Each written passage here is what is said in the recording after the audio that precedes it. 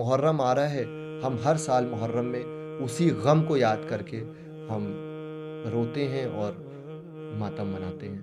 भाई करबला के बाद क्या हुआ? यकीनन मैं थक जाऊँगा बोलते-बोलते, लेकिन मैं अपनी बात और एहसास नहीं बता पाऊँगा।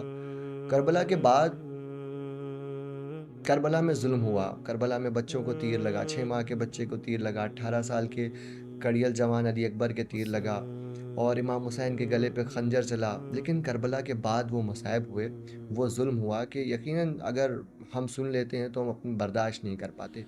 करबला के बाद जो प्रॉफ़िट की फ़ैमिली के लोग बचे हुए थे, जो औरतें बची हुई थीं, उनको कैदी बनाया गया। उसमें एक 3 साल की बच्ची थी, तो जब लोगों को कैदी बनाया गया तो लोगों के जो थे यहाँ पर रस्सी बाँधी गई।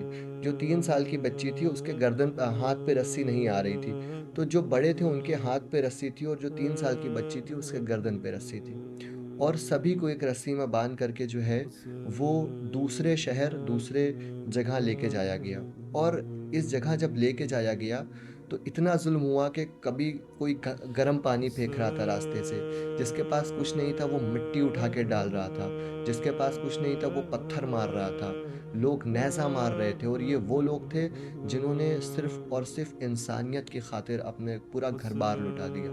उनके घरवालों के ऊपर ये ज़ुल्म हो रहा था। यकीनन करबला में वो ज़ुल्म हुआ है कि जो हम बर्दाश्त नहीं कर सकते, हमारा कलेजा फट जाता है। लेकिन करबला के बाद वो ज़ुल्म हुआ है कि यकीनन अगर हम उसको महसूस कर लें तो हमारी आँखों से आँसू नहीं खून निकलने लगे। वो दर्द आज भी बरकरार है। यकीनन वो दर्द आज भी बरकरार है और मुहर्रम आ रहा है, हम हर साल मुहर्रम में उसी गम को याद करके हम रोते हैं और मातम मनाते हैं।